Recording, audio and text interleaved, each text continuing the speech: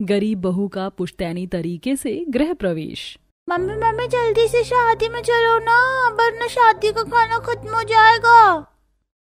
वाह, इस बनारसी साड़ी के साथ ये चटक लिपस्टिक कितनी खल रही है। बस बेटा फटाफट सैंडल पहन लो, फिर चलते हैं। तभी योगिता एक सादा सा सूट पहनकर थोड़ा सहकर पूछती है, चाची जी क्या ये सूट मुझ पर खिल रहा है? ज्यादा सिंगार करने की जरूरत नहीं, तुझे लड़का दिखवाने नहीं लेकर जा रही, मुखिया जी की बेटी के विवाह में बर्तन मांजने हैं। जहां पूनम खुद नए पहनावे में जची हुई थी, योगिता सादा सलवार कमीज पहने हुए शादी में आती है, जहां मुखिया जी की बेटी के विवाह में निमंत्रण पर कई शाही परिवार मौजूद थे। वैसे मुखिया जी ने बेटी की शादी में खान पान से लेकर स्वागत सत्कार की अच्छे से व्यवस्था की है, क्यों देव जी? जी बिल्कुल वसुंधरा जी। तभी अपनी महंगी ड्रेस संभालते हुए पत्रलेखा घमंड से बोलती है, वेल मम्मी जी, पापा जी, आई मस्ट से मुखिया जी की बेटी की शादी का अरेंजमेंट कुछ खास नहीं लगा। 4 टेबल कुर्सी लगवा दी, खाना भी गरीबों वाला खिलाया। कम से कम हम जैसी पुश्तैनी फैमिली वालों को बुलाया है तो शादी में शाही खाना तो बनाते। लाखों रुपए खर्च करके मैंने ये लहंगा खरीदा था, इसका भी पैसा वसूल नहीं हुआ। तभी योगिता जूठे प्लेट समेटते हुए नर्म लहजे में जवाब देती है, क्षमा कीजिएगा मगर एक पिता अपनी बेटी के विवाह में जीवन भर की कमाई लगाता है, आपको ऐसे खाने का निरादर नहीं करना चाहिए। योगिता का आचरण वसुंधरा को काफी जचता है, वहीं योगिता सिद्धांत के दिल में बस जाती है। This is too much. इस 2 कौड़ी की गरीब बर्तन मांजने वाली की हिम्मत कैसे हुई मेरी इंसल्ट करने की? इसे मजा चखाना पड़ेगा। पत्रलेखा शादी के कुछ वेटर को पैसे देकर उसे परेशान करने भेजती है, जहां पंडाल के वो बर्तन धो रही थी। अरे मेरी रबड़ी रसमलाई, इस गोरे गोरे हाथों से बर्तन क्यों धो रही हो? अपनी खूबसूरती खराब कर रही हो, मैं धो दूं? खबरदार, जो मुझे छुआ एक लगाऊंगी ना। अरे कम से कम इसी बहाने तुम अपने गोरे गोरे हाथों से छू तो लोगी। उसी मौके पर पंडाल के पीछे वाले हिस्से में सिद्धांत आ जाता है। अरे आप ठीक तो हैं? जी मैं ठीक हूँ। तेरी हिम्मत कैसे हुई इन्हें छेड़ने की? No means no. आइए मैं आपको घर छोड़ देता हूँ, आप मुझ पर भरोसा कर सकती हैं। सिद्धांत जैसे ही योगिता को घर छोड़कर जाने लगता है तो पूनम उसके बाल पकड़ के, क्यों री मनहूस करमजली इतनी रात तक किसके साथ गुल खिला रही है? चाची जी छोड़ दीजिए। अगले कई दिनों तक सिद्धांत योगिता का पीछा करता है। देखिए, आपने उस दिन मेरी जान बचाई, उसके लिए धन्यवाद, पर मेरा पीछा मत कीजिए, मैं कोई ऐसी वैसी लड़की नहीं हूँ। योगिता, मैं भी उन लड़कों में से नहीं हूँ, तुम्हें पसंद करता हूँ और पूरे विधि विधान से तुम्हारे साथ शादी करके तुम्हें अपनी दुल्हन बनाना चाहता हूँ। देखिए, मैं आपका प्रस्ताव स्वीकार नहीं कर सकती क्योंकि मेरी शादी का फैसला मेरी चाची तय करेंगी। ये बोलते हुए योगिता के चेहरे पर बेबसी साफ दिख रही थी। सिद्धांत अंदर से अपने टूटे हुए दिल को संभाल कर बोलता है, ये मेरी बदकिस्मती है जो मैं तुम्हारे दिल में अपनी तो लिए थोड़ी जगह भी नहीं बना सका। ये मेरा नंबर है, जब भी दिल हो फोन कर लेना। कुछ दिनों में योगिता की चाची पैसों की लालच में उसकी शादी दुगने उम्र के व्यक्ति से तय कर देती है। पंडित जी, फेरे शुरू कीजिए। रुक जाइए, ये शादी नहीं होगी। सिद्धांत के साथ उसकी माँ वसुंधरा मौजूद थी, जिसके हाथों में शगुन की थाली थी जिसमें पुश्तैनी जूड़ा और जेवरात थे। बेटी, तुम्हें इस विदुर व्यक्ति से शादी करके अपनी जिंदगी नरक बनाने की जरूरत नहीं, तुम मेरे परिवार की बहू बनोगी। योगिता बेटी, अपने हाथों से अपनी खुशी भरी तकदीर को ठोकर मत मार, तुझे तेरा मनचाहा वर चुनने का अधिकार है। योगिता शादी के मंडप से उठ जाती है और वसुंधरा का दिया जोड़ा जेवर पहनकर मंदिर में शादी करती है। वसुंधरा उसे विदाई करवा कर ले आती है। अपने होने वाले ससुराल को सोचकर योगिता के मन में उथल पुथल थी। तभी गाड़ी एक बड़े दरवाजे के अंदर जाती है, जहां की सड़क हीरे की तरह चमचमा रही थी। शाही घराने के बाहर कई सारे नौकर चाकर हाथों में फूलों की थाली लेकर खड़े थे। हे भगवान, कहीं मैं खुली आंखों से कोई ख्वाब तो नहीं देख रही? मेरा ससुराल तो राजमहल जैसा है। गाड़ी के रुकते ही एक नौकर गेट खोलकर सर झुकाते हुए कहता है, इस शाही परिवार में आपका स्वागत है छोटी मालकिन। योगिता जैसे ही पैर जमीन पर रखती है तभी सारे नौकर चाकर चांदी की प्लेट में से फूलों की बरसात करते हैं। हम सब आपका स्वागत करते हैं छोटी मालकिन, हम सब आपका स्वागत करते हैं छोटी मालकिन। आओ छोटी बहू, आगे बढ़ो, गृह प्रवेश के लिए सब तुम्हारी प्रतीक्षा कर रहे हैं। तभी जैसे ही बहू का पुश्तैनी जोड़े का दुपट्टा जमीन पर पड़ने वाला होता है कि नौकर चाकर उसे थाम लेते हैं और दुपट्टे को पकड़ पकड़ कर उसके पीछे पीछे चलते हैं। कुछ नौकर फूल बरसाते चलते हैं। ये खुशियों भरा मंजर गरीब बहू की आंखों में समा नहीं पा रहा था। मैंने कभी कल्पना भी नहीं की थी कि मुझ जैसी गरीब लड़की का पुश्तैनी ससुराल में इतना शानो भरा आलीशान गृह प्रवेश होगा। तभी देवर वीर आतिशबाजी करते हुए ठुमके लगाकर नाचता है। भाभी के संग होली में रंग गुलाल उड़ाएंगे, आएगी जब जब दिवाली मिलकर दीप जलाएंगे। जचते हैं देखो कैसे बड़े भैया, राम जी बिहाने चले सीता मैया। छोटे छोटे भाइयों के बड़े भैया, आज बने हैं किसी के सैया। ढोल नगाड़े बजे शहनाइया, झूम के आई मंगल घड़ियां। हमारे शाही परिवार में आपका खूब स्वागत है छोटी भाभी। जी धन्यवाद।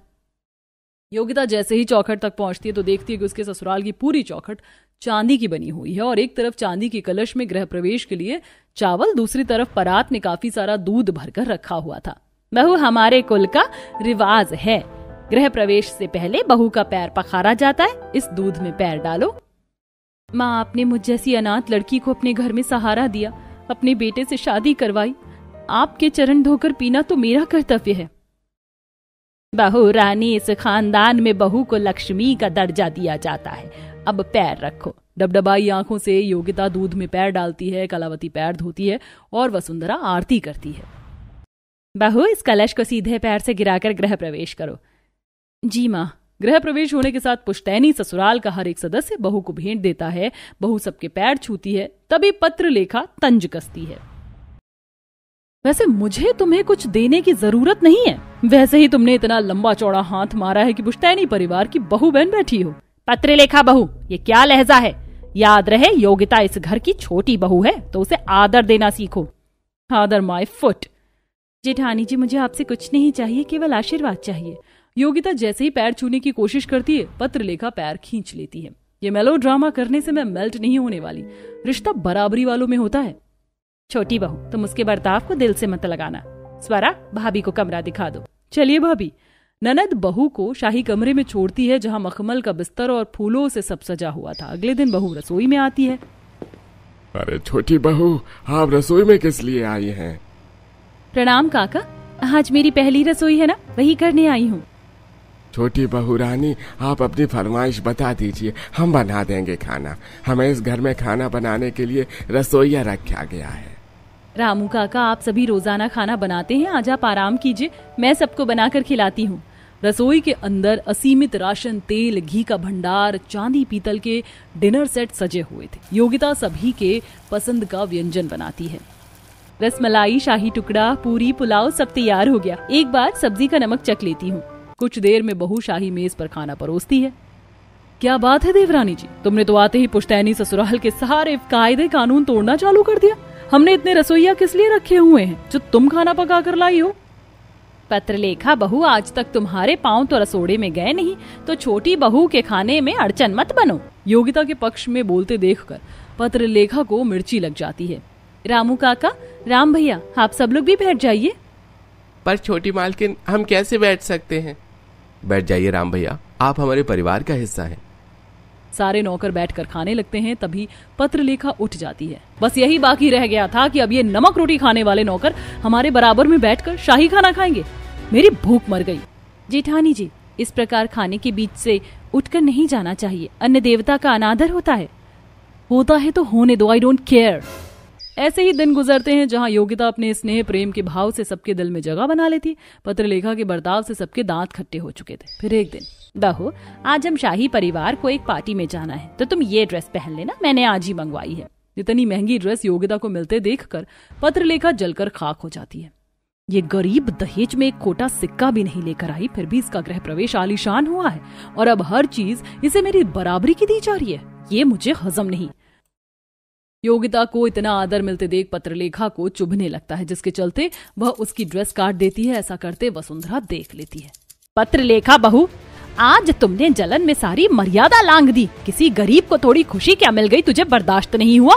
पत्रलेखा का कच्चा चिट्ठा सबके सामने आ जाता है, जिससे वो शर्म से पानी पानी हो जाती है। मम्मी जी मुझे माफ कर दीजिए। मुझे लगा था कि योगिता के आने से मेरा महत्व खत्म हो गया, इसीलिए मैं ये सब करने लगी। दीदी, जो आपका स्थान है वो आपका ही रहेगा, मैं उसे नहीं लूंगी। यकीन कीजिए, मुझे किसी चीज का लोभ लालच नहीं है। अंत में पत्रलेखा की आंखों पर से जलन का पर्दा हट जाता है और अब वो भी योगिता को स्वीकार कर लेती है। पुश्तैनी ससुराल में 3 बहू की रसोई। अरे तूने देखा था शारदा बहन की बहुओं को? अभी कल ही जो ब्याह कराई हैं। सुना है 2 बड़े बेटे तो शहर से ही अपनी पसंद की लड़कियां लाए हैं और एक शारदा जी की पसंद की बहू है। मुझे तो अभी अभी तीनों के दीदार भी हो गए। अच्छा, तो कैसी हैं इस पुश्तैनी खानदान की बहुएं? बस क्या ही बताऊं, एक बहू तो देखने से सही लगी, बाकी की 2 तो यहाँ बालकनी में खड़ी हुई चाय की चुस्कियां ले रही थी। सच में न ओढ़ने पहनने की तमीज है, न किसी और चीज की। ऐसे बैठकर चाय पी रही थी जैसे सामने सिटी पार्क है। मैं तो पहनावे से ही बता सकती हूँ कि जो लड़कियां कपड़े नहीं संभाल सकती वो रसोई क्या संभालेंगी। ऐसा क्या? वैसे ही पुश्तैनी दीवारें और बड़ी हवेली ऐसी ही लगती तो नहीं थी कि इसके अंदर ऐसी बहुएं आएंगी। शान तो अलग ही थे शारदा देवी के। मोहल्ले की औरतें ऐसे ही बातें बना रही थीं। ये कहानी है उजाला गांव के एक पुश्तैनी खानदान की, जो अपने रीति रिवाजों और पुश्तैनी तौर तरीकों की वजह से सारे गांव में जाना माना जाता था। अब उन्हीं पुश्तैनी हवेली में पले बड़े 3 भाइयों की शादी हो चुकी थी, जिनमें से सास सबसे छोटी बहू अपनी पसंद से एक गरीब घर से लाई थी और बाकी की 2 को उसके बेटों ने खुद पसंद किया था। जहां दीवारों के बाहर दुनिया बातें बना रही थी, वहीं दीवारों के अंदर का माहौल कुछ ऐसा था। मानवी और माया, तुम दोनों मेरे घर की बड़ी बहुएं हो और तुम सिर्फ मेरे घर की बहुएं ही नहीं, इस परिवार की, इन पुश्तैनी दीवारों की शान और इज्जत भी हो। मैं नहीं चाहती कि तुम्हारी कोई छोटी सी भी गलती हमारे लिए बदनामी या बेइज्जती का सबब बन जाए, इसलिए मैं तुम्हें समझा रही हूँ। ये छोटे छोटे या मॉडर्न कपड़े अब से तुम मेरे घर में नहीं पहनोगी। जाओ, इन कपड़ों को बदल कर आओ और वैसे ही कपड़े पहनो जैसे तुम्हारी देवरानी शगुन ने पहने हुए हैं। माँ जी, क्या आपको तो बस कपड़ों की लगी गई है? ये सिर्फ जीन्स टॉप ही तो है और शहर में तो हम इसको बिल्कुल नॉर्मली पहन लेते हैं। तो फिर बस चुप हो जाओ। वो शहर था, लेकिन ये मेरा पुश्तैनी खानदान है। यहाँ जैसे मैं बोलूंगी वैसे ही होगा। तुम तीनों को अभी रसोई में भी जाना है तो जाओ, पहले कपड़े बदल कर आओ। वैसे भी ये कपड़े तुम अपने मायके में भी पहनती थी, लेकिन मेरी रसोई में अगर कोई प्रवेश करता है तो ये जरूरी है कि उसके कपड़े नए हों, इसीलिए कपड़े बदल कर आओ और उसके बाद तुम्हारी पहली रसोई की रस्म होगी। शारदा के बोलने पर मुंह बनाते हुए माया और मानवी अपने अपने कमरों में गईं और कपड़े चेंज करके आ गईं। कपड़े बदलने के बाद शारदा ने बस मानवी को रसोई में भेजा। अब से एक एक दिन के हिसाब से रसोई तुम तीनों की रहा करेगी। ध्यान रहे, मेरी रसोई में नए कपड़े पहनकर ही प्रवेश होना चाहिए, समझ आया? मानवी बहू, तू सबसे बड़ी है तो जा, तू रसोई से शुरुआत कर। आज से मैं रसोई से इस्तीफा देती हूँ। तुम तीनों ही अब मेरे घर की रसोई संभालना। जा बहू, मुझे तुझसे बहुत उम्मीदें हैं। अच्छा सा खाना बनाना। शगुन बहू, तब तक तू मेरे बेडरूम में आकर जरा मेरे सर में तेल लगा दे। शारदा की बात को सुनकर शगुन उसके साथ उसके बेडरूम में चली गई तो वहीं मानवी रसोई में कुछ इस तरह खाना बना रही थी। ये भी कोई बात हुई क्या भला? जब भी रसोई में आओ तो नए कपड़े पहनो। अच्छा ड्रामा है। वैसे अभी ये सब सोचने का नहीं, बल्कि ये सोचने का वक्त है कि मैं इन पुश्तैनी लोगों को बनाकर क्या खिलाऊं। मुझे तो ये नहीं पता कि इनमें आटा कौन सा है और मैदा कौन सा। मैं क्या खाक पुश्तैनी पकवान बनाऊंगी। मेरे बस की नहीं है इतनी टेंशन लेनी। अभी ऑर्डर करती हूँ जोमेटो से हक्का नूडल्स, पिज्जा और बर्गर। सभी खुश हो जाएंगे और बच भी जाऊंगी। मानवी ने काम से बचने को खाना बाहर से ऑर्डर कर दिया और खुद खाना बनाने से बचने को छिपकर बाहर अपने घर के बगीचे में आ गई। मैंने डिलीवरी बॉय को भी यहीं का ही एड्रेस दिया है। अब वो यहाँ से मुझे खाना दे जाएगा तो सभी को खिला दूंगी। मानवी ने जैसा सोचा था वैसे ही किया। खाना बाहर से मंगवाने के बाद वो बेफिक्र हो गई। कुछ देर में ही उसका खाना भी आ गया और उसने सभी के सामने बाहर का खाना ही रख दिया।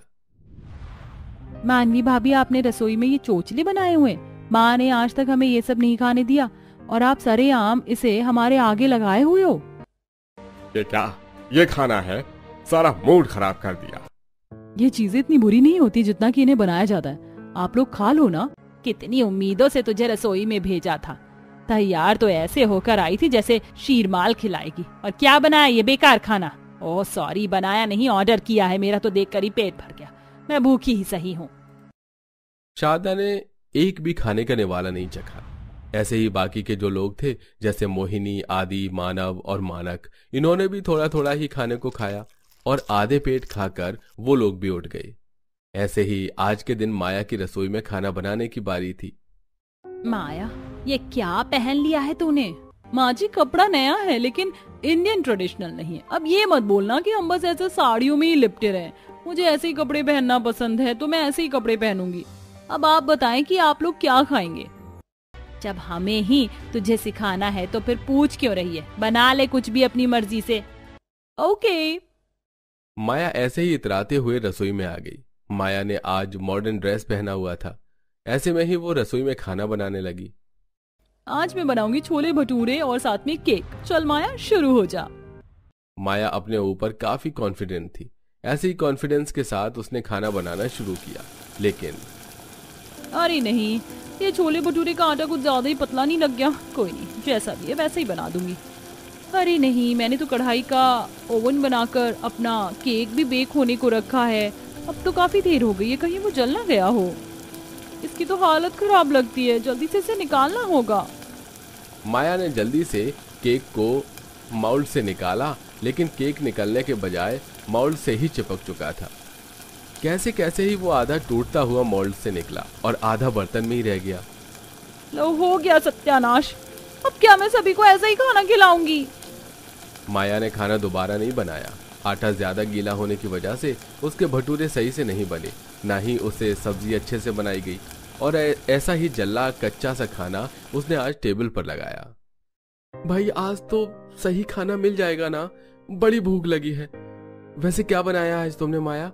आज तो तुम्हारी रसोई की बारी थी ना? मैंने बनाया केक और साथ में छोले भटूरे। अरे वाह, छोले भटूरे मेरे फेवरेट। चलो, आज तो कुछ सही खाने को मिलेगा। सभी काफी खुश हो गए और बड़े ही मन से खाना खाने को बैठे। लेकिन जब सभी ने भटूरे की सूरत देखी और सब्जी और केक को भी देखा तो सभी समझ गए कि आज भी उन्हें भरपेट खाना नहीं मिलेगा। सभी ने बस आधे पेट ही खाना खाया और वो लोग आज भी ऐसे ही भूखे से रहे। ऐसे ही चलते चलते आज तीसरा दिन था। आज के दिन शगुन की बारी थी रसोई में जाने की। आज तो मेरी पहली रसोई है, बस अन्नपूर्णा माँ मेरे खाने को स्वादिष्ट बनाना। मैंने नई ड्रेस पहन ली है, अब बस रसोई में जाकर अपना जादू चलाऊंगी। शगुन भाभी, आपको माँ बुला रही है। अरे वाह, आज लग रहा है जैसे किसी पुश्तैनी परिवार की बहू की पहली रसोई है। एकदम परफेक्ट लग रही हो आप। माला ऐसे ही तारीफ करते हुए शगुन को नीचे लेकर आई और कपड़े तो एकदम लाजवाब है मेरी बहू के। बस बहू, अपने हाथों के खाने का स्वाद ऐसा रखना कि 2 दिनों से जो ये भूखापन है ना, वो सारा चला जाए। शारदा को शगुन से भी काफी उम्मीदें थीं। शगुन जब रसोई में आई, ये क्या, सारी रसोई फैली पड़ी है। नौकरानियों को रसोई में आने की इजाजत नहीं है और कल नए कपड़े पहने बस माया भाभी ही रसोई में थी। उन्होंने ही ये गंद फैलाया है। मैं पहले इसे साफ करती हूँ, उसके बाद में सभी के लिए खाने में खीर, पूरी सब्जी और रायता बनाऊंगी। शगुन ने ऐसे बोलकर सबसे पहले रसोई को साफ करना शुरू किया। रसोई कुछ देर में ही साफ हो गई, जिसके बाद फिर शगुन ने खाना बनाया। अरे वाह, आज तो अन्नपूर्णा माँ की कृपा बरस रही है मेरे ऊपर, तभी तो इतनी अच्छी फूली फूली पूरियां बन रही है। बस माता, मेरे ऊपर ऐसे ही अपनी कृपा बनाए रखना। शगुन खुश हो गई थी। उसका खाना काफी अच्छा जो बन रहा था। कुछ ही देर में उसने अच्छे से खाना बना लिया, जिसके बाद सभी खाना खाने को बैठे और अरे वाह, इसको बोलते हैं खाना। मुझे तो पता था कि चाहे जो हो, मेरी शगुन बहू गुणों में सबसे आगे निकलेगी। आज का खाना ऐसा बना है कि मेरा शगुन भी देने का अंदर से दिल कर रहा है। ये ले बहू, तेरा शगुन। हाँ, आज तो सच में बहू ने काबिले तारीफ खाना बनाया है। शारदा की बात को सुनकर दोनों बहुएं शगुन से जल गईं। शारदा ने शगुन को शगुन दिया और उसके खाने की भी काफी तारीफ की। खाना खाने के कुछ देर बाद, मानवी भाभी, अब कल तो आपकी बारी है सभी के लिए खाना बनाने की। आपके पास नई ड्रेस है क्या कल पहनने को? नहीं नहीं, मेरे पास नहीं है। चलो आज लेने चलेंगे। क्या बातें चल रही हैं आप लोग? अपनी रसोई के लिए ड्रेस लेने जाने को सोच रहे हो क्या? मेरे पास भी कपड़े नहीं है, क्या मैं भी आपके साथ चलूं कपड़े लेने? बिल्कुल भी नहीं। तुम ज्यादा अच्छी गुड़ी और ज्यादा ही संस्कारी बहू हो ना, तो अच्छा रहेगा कि तुम हमसे दूर ही रहो। हम दोनों साथ में शॉपिंग कराएंगे। आज शगुन की तारीफ होने से मानवी और माया दोनों उससे जल गई थी, जिसकी वजह से उन दोनों ने उसे अपने साथ शॉपिंग पर ले जाने से मना कर दिया। अपनी सास से पूछकर मानवी और माया दोनों मॉडर्न कपड़े खरीदने को निकल गईं। माया देखना ये डेनिम ड्रेस कैसा है। सो गॉर्जियस, मैं भी ऐसा ही कोई पीस लूंगी। एक तरफ मानवी और माया दोनों शॉपिंग में मगन थी, तो वहीं दूसरी तरफ शगुन। मुझे तो वो लोग अपने से अलग तरीके से ट्रीट कर रही हैं। अब मेरे खाने की तारीफ हुई या माँ जी को मेरे तौर तरीके ज्यादा अच्छे लगे तो इसमें मेरी कोई गलती है क्या? अब से 3 दिन बाद मुझे फिर रसोई में जाना है, उसके लिए मेरे पास कपड़ों का होना भी तो जरूरी है। एक काम करती हूँ, माँ जी ने जो मुझे साड़ी दी थी वो बिल्कुल सादी साड़ी है, उससे अनारकली ड्रेस सिल लेती हूँ। इससे वो पहनने में भी आ जाएगी और मेरे कपड़े भी नए हो जाएंगे। शगुन को सिलाई का शौक था और उसे अच्छे से सिलाई करनी भी आती थी, जिसकी वजह से उसने आसानी से साड़ी से अपने लिए अनारकली ड्रेस सिल लिया। वहीं दूसरी तरफ मानवी और माया मॉडर्न कपड़े ही अपने ससुराल में लेकर पहुंची और अगले दिन मानवी ने खाना बनाने को एक मॉडर्न ड्रेस ही कैरी किया। ये मॉडर्न ड्रेस पहनकर ठाट बाट तो ऐसे बनाकर रसोई में गई थी जैसे कि ना जाने क्या ही बनाकर खिला देंगी, और बनाया यही बेकार का जला हुआ कच्चा पक्का खाना। जाओ उठा लो इस खाने को, मैं ऐसा खाना नहीं खा सकती हूँ। शारदा गुस्सा हो गई थी क्योंकि उसकी बड़ी बहुओं को कुछ करना नहीं आता था। आज मानवी ने खाना बनाया, जिसकी वजह से आज भी सभी भूखे पेट ही खा खा कर उठे। सभी अपने कमरों में बैठे हुए बोर हो रहे थे कि तभी बारिश शुरू हो गई। बारिश आ रही है, भूख भी लगी है और दिन खाने को आ रहा है। एक काम करती हूँ, बारिश का मौसम है, सभी के लिए चाय पकौड़े बनाकर छत पर ले जाती हूँ। आज चाय के साथ पकौड़ों को छत पर एंजॉय करेंगे तो सभी का दिल भी लग जाएगा और पेट भी भर जाएगा। शगुन ने जैसे ही बोला वैसे ही किया। वो रसोई में गई और वहां जाकर उसने आलू, प्याज, मिर्ची और पालक के पकौड़े बनाना शुरू कर दिया। साथ ही उसने चाय भी बनाई। वाह, पकौड़ी और चाय कितनी अच्छी महक आ रही, सच में खाकर मजा ही आ जाएगा। चलो सभी को बुला लेती हूँ। माला, माँ जी, जेठानी जी, जेठ जी और आदि जी सभी आ जाइए। क्या बात है बहू, कैसे आवाज लगा रही है? माँ जी बारिश आ रही है और देखो मैंने बनाए हैं बारिश की जान चाय और पकौड़े। चलिए ठंडे ठंडे इस मौसम को छत पर चलकर सभी एंजॉय करते हैं। वैसे भी बोरियत के वक्त परिवार के साथ मनोरंजन करने से अच्छा कुछ नहीं है। अरे वाह, यह हुई ना मेरी बहू वाली बात। वाह भाभी, भूख भी लगी थी, आपने तो दिल की आवाज सुन ली। बहू, लेकिन आज तो मानवी रसोई में खाना बना रही थी, तो तूने रसोई में जाने से पहले नए कपड़े पहने कि नहीं? देखो माँ जी, खुद सिलकर पहना है। अरे वाह, चलो भाई ऊपर चलो। सभी लोग खुश होते हुए छत पर आ गए। पुश्तैनी परिवार की छत भी बहुत ही ज्यादा बड़ी थी। छत पर एक जगह ऐसी बनी हुई थी जहाँ से बरसात का मजा लिया जा सके। एक छोटी सी छत का खुला हुआ हिस्सा था जिसमें सभी जाकर बैठ गए और बारिश में चाय पकौड़े एंजॉय करने लगे। मेरे आदि की पत्नी में तो कोई कमी नहीं है और मेरी उम्मीदों से आगे ही है शगुन, लेकिन मानवी और माया को नहीं पता कि ससुराल और उसकी रसोई को कैसे संभाला जाता है। खैर माँ जी, आप तो हमसे चुल ही रहती हैं। बहू, मुझसे जुबान न चलाना। और हाँ, एक बात और, तुम दोनों कान खोलकर सुन लो। अभी तक मुझे मौका नहीं लग रहा था, लेकिन अब मैं और देरी नहीं करूंगी। अब से 1 हफ्ते बाद तुम तीनों का बहु भोज करवाऊंगी, जिसमें तुम्हारे लिए ये चुनौती रहेगी कि खाना तुम तीनों को खुद ही बनाना है। इसीलिए बहु भोज के लिए तैयारी रखना। अभी से बता रही हूँ कि कभी बाद में शिकायत करो। शारदा ने 1 हफ्ते पहले ही तीनों बहुओं को बहु भोज की जानकारी दे दी। मानवी और माया खुद से खाना बनाने को सुनकर टेंशन में आ गई और इससे भी ज्यादा टेंशन उन्हें अपने कपड़ों की थी। बारिश में पूरा परिवार चाय पकौड़े एंजॉय करके नीचे आता है।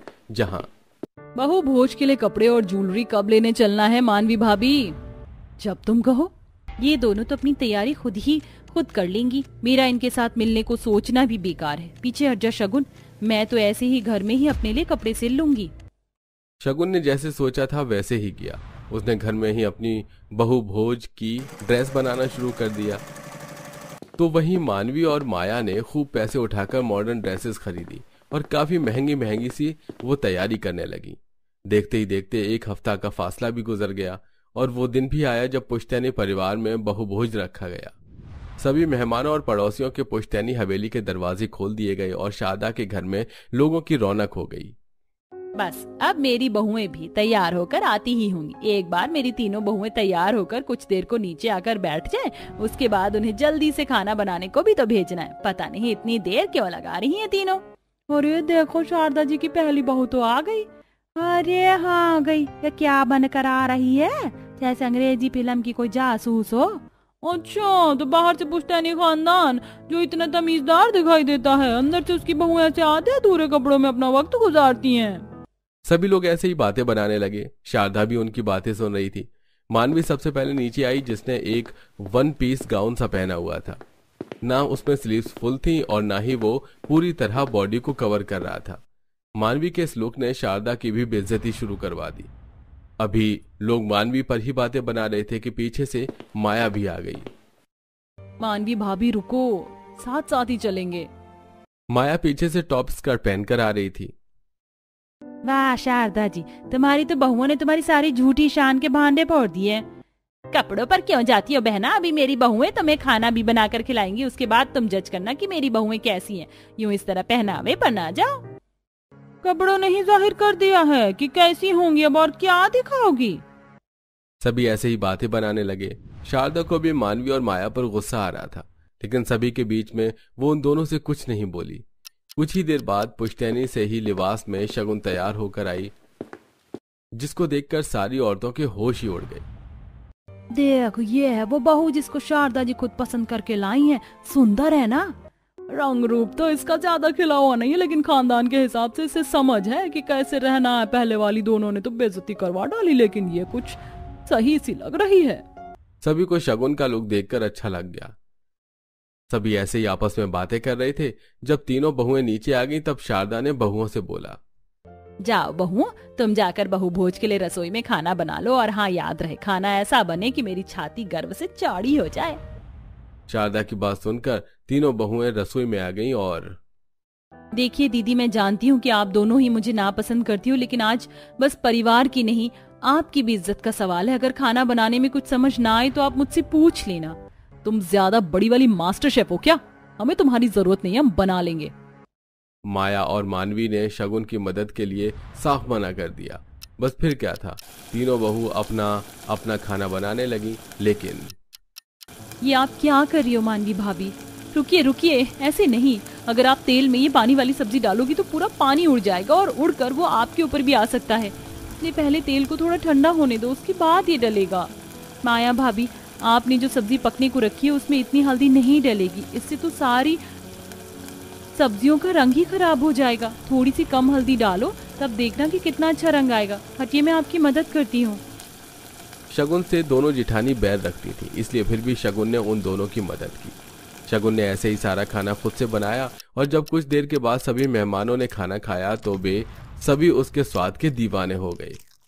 अरे वाह, पूरी एकदम नर्म है, सब्जियों में भी नमक मिर्च और रंगत सब कुछ परफेक्ट है, और ये मीठा भी लाजवाब है। कुछ भी कहो, शारदा की बहुओं ने खाना तो लाजवाब बनाया है। अरे मैं तो अपने हाथ ही नहीं रोक पा रही हूँ, इस खाने से सच में बहुत ही अच्छा है। जितनी मर्जी उतना खाना खाइएगा, मेरी बहू ने बनाया है। वैसे खाने का स्वाद ही बता रहा होगा कि बहुएं कैसी मिली है मुझे, क्यों है ना? पहनावे पर जाकर किसी को जज कर देना समझदारी नहीं होती है, इंसान को परखना जरूरी है। सभी ने शारदा की बात से हामी भरी और दिल खोलकर सभी ने बहुभोज खाया। खाना खाने के बाद मेहमान तारीफ करते हुए शारदा के घर से चले गए। शारदा का सीना चौड़ा हो चुका था। मेहमानों के जाते ही शारदा ने खुशी से अपनी बहुओं को अपने पास बुलाया और वाह मानवी माया, तुम दोनों ने तो आज कमाल ही कर दिया। शगुन तो खाना अच्छा बनाती ही है, लेकिन तुम दोनों भी आज झंडे गाड़ दोगी, इस बात का तो मुझे अंदाजा ही नहीं था। आज तुम दोनों को मेरा कुछ अच्छा सा इनाम देने का दिल कर रहा है। बोलो तुम्हें क्या चाहिए? माफी है? आपसे माफी और शगुन से भी, दोनों से हमें माफी चाहिए माँ जी। और आप जो ये शाबाशी दे रही हैं ये हमें नहीं, शगुन को ही दे दीजिए, क्योंकि अगर आज शगुन हम पर ध्यान ना देती तो आज भी शायद हम आपकी बेइज्जती का ही सबब बनते। लेकिन शगुन ने ही सारा खाना बनाया और इसी की वजह से आपकी इज्जत आज बच पाई है माँ जी। हमने तो पहनावे की वजह से आज भी आपको जमाने की बातें सुनवा दी, लेकिन शगुन को देखो, ये तो शुरुआती दिन से ही कितने अच्छे से चली है। सारी तारीफें, सारी खुशियां और तोहफे आप शगुन को दे दो। हमें तो बस एक मौका और आपसे माफी चाहिए। अब हम समझ गए परिवार को खुश रखने में ही असली खुशी छिपी है। सही कहा। और शगुन, माफ करना, हमने हमेशा तुम्हें अपने से अलग समझा, अपने से अलग रखा भी, लेकिन आज तुमने अपने आप हमारे सामने साबित कर दिया कि हम दोनों शर्मिंदा हैं। हो सके तो हमें भी अपनी ही तरह खाना बनाना और पहनावा सिखा दो और हम दोनों को माफ कर दो। मैं आप दोनों से नाराज नहीं हूँ, बल्कि मुझे तो खुशी है कि आपने मुझे भी अपनाया। ऐसी माफी ना मांगिए, और अगर आपको मेरे जैसे खाना वगैरह बनाना और पहनावा सीखना है तो मैं जरूर सिखाऊंगी। अब आप दोनों ऐसी माफी मांगकर मुझे शर्मिंदा ना कीजिए। शगुन ने ऐसे बोलकर बात को खत्म कर दिया। बस फिर क्या था, अब सब कुछ ठीक हो चुका था।